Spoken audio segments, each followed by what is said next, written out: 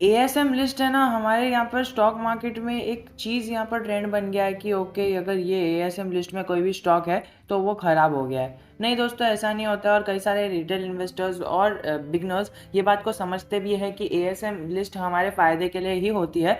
ASM list ने इस stock को रोक के रखा है, इस स्टॉक की आज़ादी को छीन के रखा है, नहीं तो फिर ये स्टॉक हमारे को इतनी ऊंचाइयों पर देखने मिलता।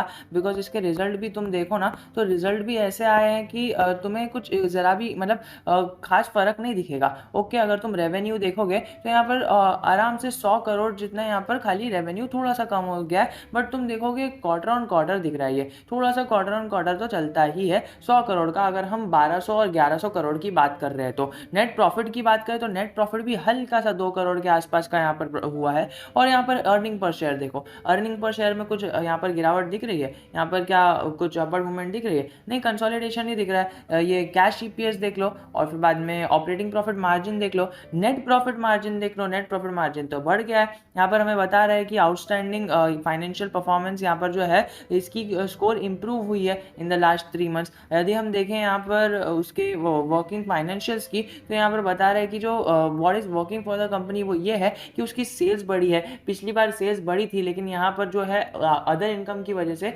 बहुत ज़्यादा इसके अंदर एक पॉजिटिव मोमेंट आ गया था इन द लास्ट रिजल्ट। और इस रिजल्ट में हमें देखने मिला कि ओके, यहाँ पर सेल्स की ग्रोथ हुई है क्वार्टर ऑन क्वार्टर भी और ईयर भी। अगर हम देखें यहाँ पर सेल्स की ग्रोथ कैसे हुई है, सेल्स की ग्रोथ क्वार्टर ऑन क्वार्टर 72.47% हुई है। और पीबीटा भी यहाँ पर क्वार्टर ऑन क्वार्टर हाईएस्ट है 186 का, और यहाँ पर PBT less quarter on quarter है हाईएस्ट एट 119 सीआर। तो उसमें हमें नेगेटिव रैली किधर देखने मिल रही है? यहाँ पर आरएसआई हमें नो ट्रेंड बता रहा है, पर मैकडी और केएसटी यहाँ पर हमें बुलिश मोमेंटम दिखा रहे हैं। तो हमें करना क्या चाहिए? ओनली बिकॉज अगर हम देखें ना, यहाँ पर कई सारे लोग कह रहे हैं कि ओके, क्वांटिटी ट्रेडेड भी 100 है। दोस्तों, क्वांटिटी ट्रेडेड एक्चुअली 100 नहीं होती है, वो T2T मॉडल में चले जाता है। ऐसे स्टेज 4 में कोई भी एएसएम लिस्ट में चले जाता है ना, so they will be automatically converted into T2T।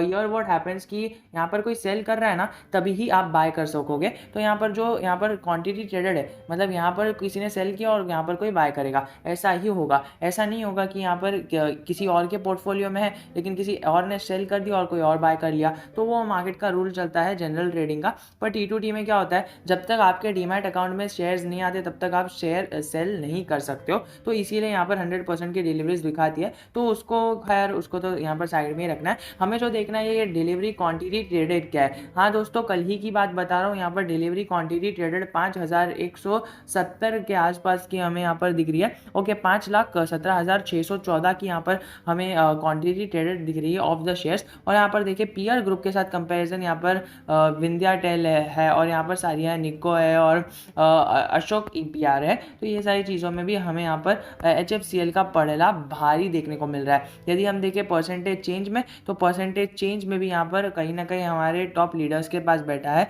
यदि हम देखें इसके सेल्स में, तो सेल्स देखो कितनी है, सबसे ज़्यादा इसकी सेल्स है। प्रॉफिट आफ्टर टैक्स भी सबसे ज़्यादा इसका ही है। इक्विटी भी यहाँ पर तुम देखो तो इक्विटी भी सबसे ज़्यादा इसकी ही है।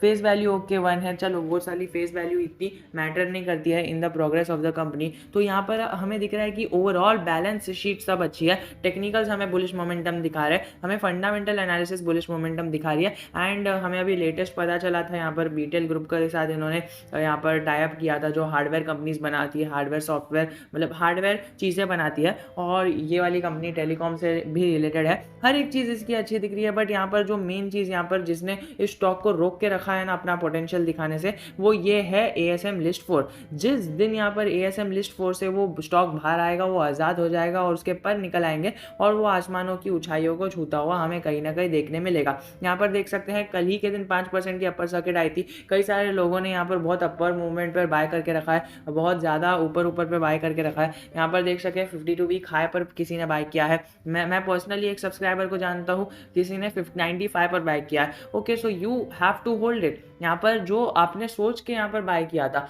किसी भी कोई भी बंदा यहाँ पर कोई भी स्टॉक बाय करता है, बी इट यू, यहाँ पर आप खुद का एग्जांपल ले लो। यदि आप यहाँ कोई भी स्टॉक बाय करते हो तो आपको पता होगा कि ओके, यहाँ पर मैं किस चीज़ से बाय कर रहा हूँ।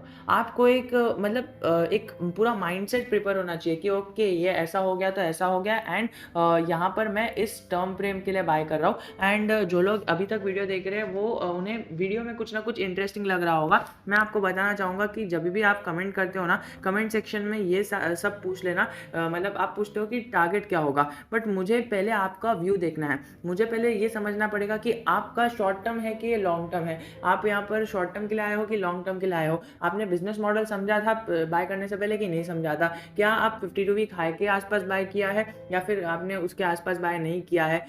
क्या आपको यहाँ पर 10 साल के ऊपर बाय करके रखना है या फिर उससे नीचे बाय करके रखना है? आपका यहाँ पर जो रिस्क टेकिंग कैपेसिटी है, लॉस टेकिंग कैपेसिटी है कितनी है, कितना आप लॉस टेकिंग कैपेसिटी रख सकते हो? देखिए, मार्केट के एंड में हमें यहाँ पर एक अच्छी मूवमेंट देखने मिली थी और अच्छी वॉल्यूम के साथ ट्रेडिंग होते हुए देखने मिली थी। यहाँ पर मार्केट के स्टार्टिंग में थोड़ी थोड़ी वॉल्यूम थी, बट यहाँ पर देखोगे यहाँ पर ये निखर के आई वाली वॉल्यूम है यहाँ पर। और यहाँ पर बिड क्वांटिटी मार्केट डेप्थ के अकॉर्डिंग यहाँ पर लगी हुई नहीं दिखा रही है हमें, बट यहाँ पर जो डे चेंज हो गया है, यहाँ पर रात को यहाँ पर वीडियो रिकॉर्ड हो रही है, सो यू कैन अंडरस्टैंड यहाँ पर बिड रिकॉर्ड चेंज हो गया है। बट यहाँ पर बिड भी अच्छी खासी लगी हुई थी, एएमओ ऑर्डर लोगों के लगे हुए थे, जो हमें यहाँ पर क्लियर कट दिख रहा है कि स्टॉक में यहाँ पर नेगेटिव मोमेंट नहीं है, पॉजिटिव मोमेंट के साथ ही क्लोजिंग दी है। तो ये सारी चीज़ों का ध्यान में रखते हुए हमें दिख रहा है कि ओवरऑल यहाँ पर अच्छा है, लेकिन यहाँ पर स्टेज 4 से निकलने में है ना, एएसएम लिस्ट से टाइम लगेगा। तो आप ये मत सोच लेना कि अगले महीने ही निकल जाएगा या फिर अगले हफ्ते या फिर कल ही निकल जाएगा, ऐसा जरा भी मत सोचना। ASM list 4 is a last list of ASM. तो आप समझ सकते हो कि 4 लिस्ट होती है और ये सबसे लास्ट जो रहती है ना एएसएम, वो सबसे डेंजर रहती है and it takes a lot of time to come out of it. तो यहाँ पर वो टाइम लेगा, बट यहाँ पर ओवरऑल देखा जाए यहाँ पर बहुत ही ज़्यादा मल्टीबैगर कंपनी है। आपको पता ही है कितनी हाई प्राइस वाली जा चुकी है, 2100 तक जा चुकी है, एंड वो नहीं कि पंप होके गई है, यहाँ पर पंप होके नहीं गई है, यहाँ पर जो लिस्ट हुई थी उसके बाद से ही गई है। तो आप समझ सकते हो इसका वैल्यू क्या है और क्या यहाँ पर वैल्यू फ्यूचर में होनी चाहिए। ये सारे प्रोडक्ट्स है, अगर आपको चाहिए तो ये सारे प्रोडक्ट्स का नाम आप पढ़ लेना। यहाँ पर हमें दिख रहा है कि इसने 52 मूविंग एवरेज को अभी अभी यहाँ पर रिटेन करने की कोशिश किया है। जैसे ही नीचे गया था उसने उसको कट करके फिर से ऊपर चले गया और 5% के अपर मूवमेंट के साथ ही क्लोजिंग दी है। बाकी सारी चीज़ें हमें यहाँ पर सेम देखने मिल रही है, इसीलिए मैं फाइनेंशियल्स वापस रिपीट कर नहीं रहा हूँ, बिकॉज ज़बरदस्ती फाइनेंशियल्स रिपीट करके ये वीडियो को बड़ा करना मेरा मकसद नहीं है। मेरा मकसद है मैं 10,000 लोगों की लाइफ में है ना एक पॉजिटिव वाइब लाओ कि ओके, इन्वेस्टिंग के ज़रिए आप अमीर बने जा सकते हो। Investing, financial intelligence, financial awareness यहाँ पर आनी चाहिए लोगों के लाइफ में, एंड वही मेरा मिशन है। अगर आपको सपोर्ट करना है सब्सक्राइब कर देना, बट खैर वैसे तो मैं सब्सक्राइब करने कहता नहीं, बिकॉज आई डोंट वांट कि ज़बरदस्ती सब्सक्राइब करके आप रख दो। यहाँ पर हमें दिख रहा है कि यहाँ पर एंट्री पॉइंट बहुत ही अच्छा है, और एंट्री पॉइंट अच्छा ही होगा ओनली बिकॉज ये स्टॉक बहुत ही कम लेवल पे मिल रहा है। As we all have seen year in the max chart pattern कि स्टॉक की लेवल्स कहाँ पे ऊंचाइयों तक ट्रेड हुआ था। तो यही सारी चीज़ें स्टॉक के अंदर हमें यहाँ पर स्टॉक को लेने में मजबूर करी जाती है। हमें दिखता है कि यहाँ पर continuously growth in the financial trend and in the revenue and in the profit. So हमें यहाँ पर बाय बटन दबाने का मौका मिल ही जाता है। हमें दिखता है कि यहाँ पर हर एक चीज़ जो सेक्टर का यहाँ पर पीई है उससे एकदम मतलब ज़्यादा है। सेक्टर का पीई नेगेटिव में चल रहा है, बट फिर भी इसने अपने दम पर बलबूते पर स्टेबल रखा है, 40 के नीचे रखा है, 35 रखा है, जो एक डिसेंट सा पीई माना जाता है। तो ओवरऑल यही कहना चाहूँगा, अगर आपको और नीचे के लेवल पे मिलता है तो आप उसको अपने पोर्टफोलियो को एवरेज कर सकते हो, बट स्टिल अगर आपने एंट्री ली है, यहाँ पर डेली है ना, यहाँ पर न्यूज़ देखने की कोई ज़रूरत नहीं है। This will merely create a panic in you. और आई नो कि आपको लगता होगा कि ओके पैनिक नहीं है, बट जब यहाँ पर लॉस होता है ना